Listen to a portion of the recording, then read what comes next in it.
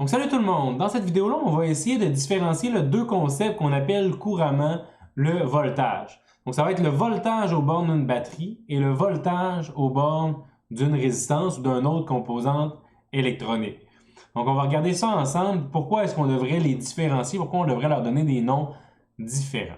Donc en premier lieu, on va parler de ce qu'on appelle la force électromotrice. C'est vraiment le pire nom de l'histoire, mais l'idée de choisir ce nom-là, en fait, c'est pour le différencier de la différence de potentiel qu'on va utiliser dans un contexte différent. Donc, on se souvient qu'on parlait de la différence de potentiel, en fait, on parlait de la différence de potentiel électrique entre deux points, donc qui était généralement reliés ensemble là, par un champ électrique qui crée de la force entre les deux points. Puis là, la différence de potentiel électrique correspondait par exemple à la différence d'énergie potentielle qu'une particule pourrait avoir en se déplaçant par exemple d'un point à l'autre de l'espace, d'un endroit à l'autre. Mais la force électromotrice, en fait, c'est quelque chose de différent.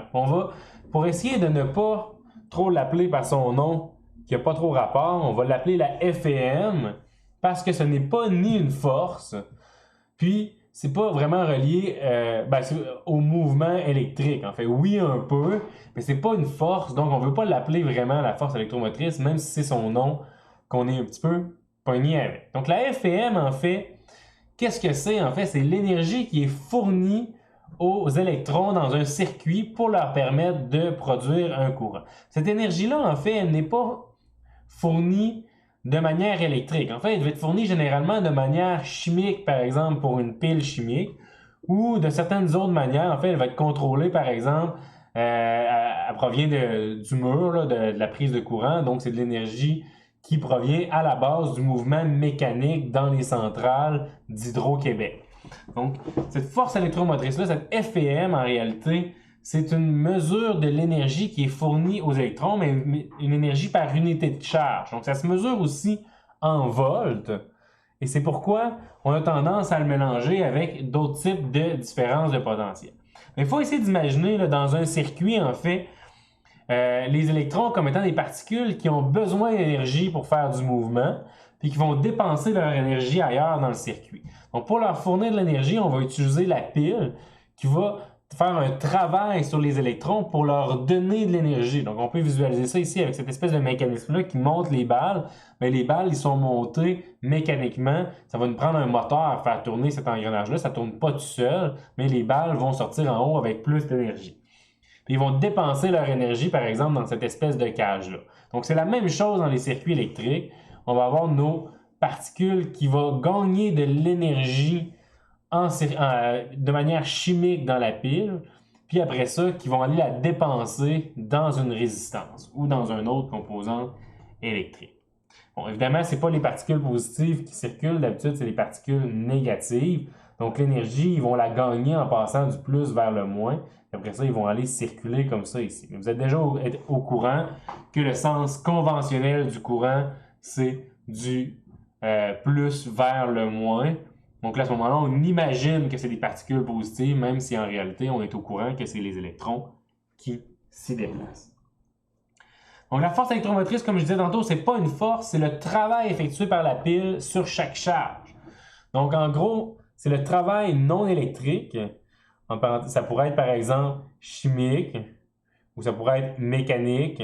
Donc n'importe quoi qui n'est pas électrique, qui fait qu'il va donner de l'énergie à notre charge électrique. Puis on divise ça par la grandeur de la charge et ça va nous donner la FEM de, par exemple, notre source de notre pile.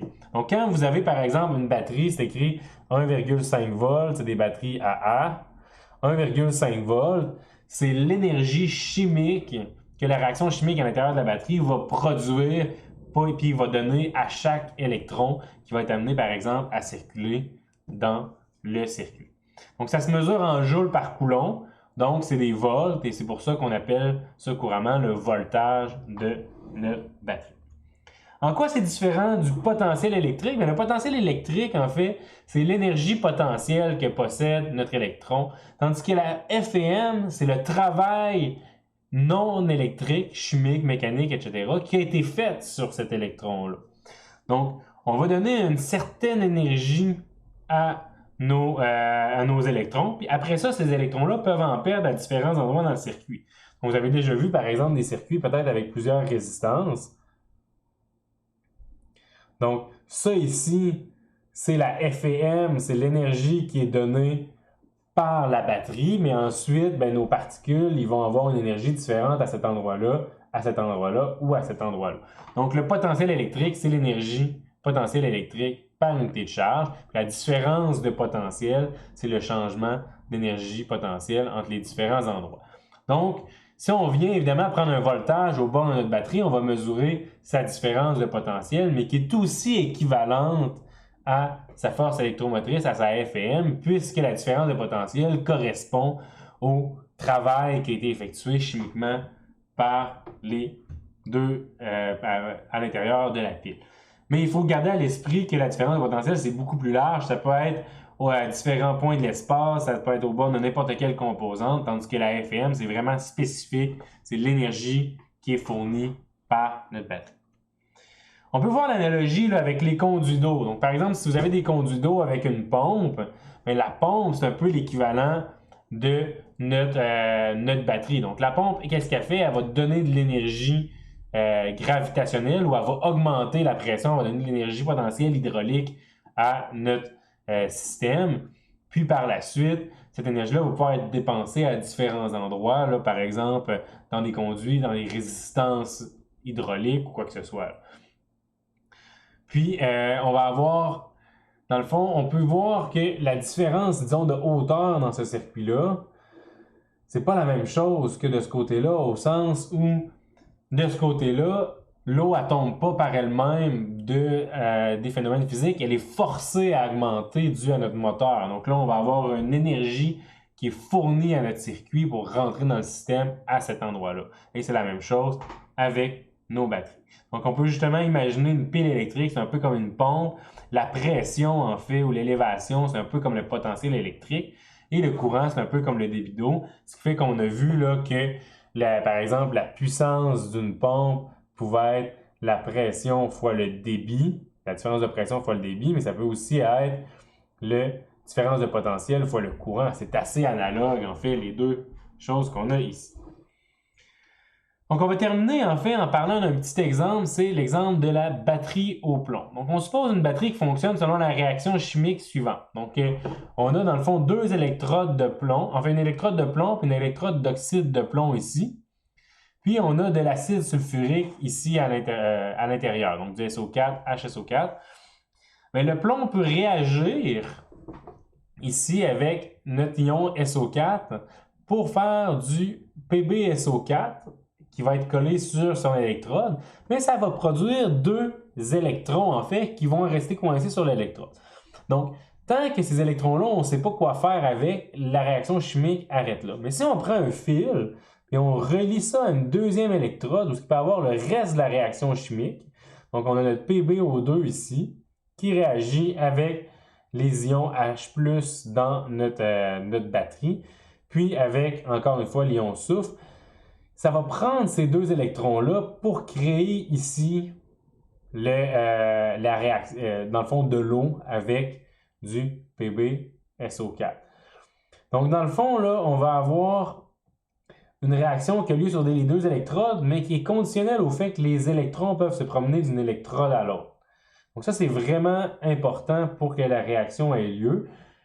Puis, éventuellement, bien, quand il y a trop de courant qui est circulé, bien, les deux côtés, ils vont être tous les deux en PbSO4 et non en plomb et en PbO2. Là. Donc là, c'est vraiment...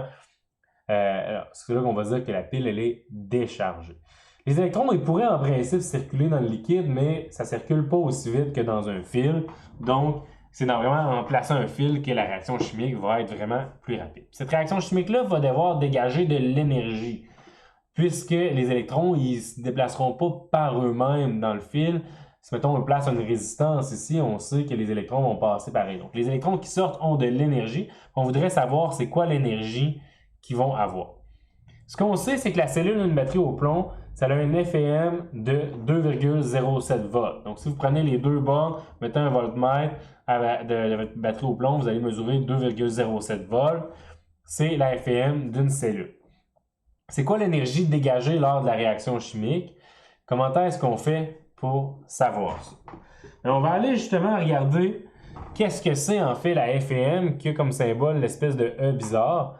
Bien, c'est le travail, dans ce cas-là, c'est le travail chimique qui est effectué sur les charges qui vont se déplacer. Dans notre cas ici, on a combien de charges qui se déplacent pour une réaction? Bien, on a 2 électrons qui sont produits ici, qui vont se déplacer, puis ensuite ils vont aller être utilisés pour la fin de la réaction sur l'autre électron. Donc on a 2 électrons ici, donc notre charge c'est 2 fois 1,602 par 10 à la moins 19 coulombs. Pourquoi est-ce que je ne mets pas le moins ici? Ben, dans le fond, je devrais le mettre. On va mettre le moins, sauf que notre travail chimique, en fait, il va falloir qu'on y mette, ben, dans le fond, qu'on considère que notre E ici, ça va être moins 2,07 volts. Donc, il faut qu'on choisisse notre référence ici. Donc, on pourrait, par exemple, mettre notre référence ici. Ici, on serait à moins 2,07 volts. Ça ne dérange pas. Si on avait fait l'inverse, on a quand même la même différence de potentiel entre les deux si on choisit notre référence à elle. OK. Donc, notre réaction chimique, elle produit 2,7 volts, donc c'est 2,07 joules par coulomb de charge. Si on veut avoir le travail ou l'énergie chimique qui est donnée à nos électrons, ben c'est moins 2,07 fois la charge fois moins 2 fois 1,602 par 10 à la moins 19 coulombs. Et ça va nous donner la valeur qu'on avait tout à l'heure, 6,63 par 10 à la moins 19 joules. Donc, ce qu'il faut comprendre ici, c'est que chaque réaction chimique va donner 6,63 par 10 à la moins 19 joules d'énergie. Cette énergie-là va être distribuée en 2 électrons qui vont pouvoir se promener de cette borne négative-là à la borne positive. Ce qui va faire en sorte que quand on divise par la charge de ces 2 électrons-là, on va obtenir une force électromotrice à notre batterie de 2,07 volts. Donc, c'est comme ça qu'on fait le lien en fait entre l'énergie qui est donnée à ces charges-là et le voltage, la FEM, au bord de notre pile.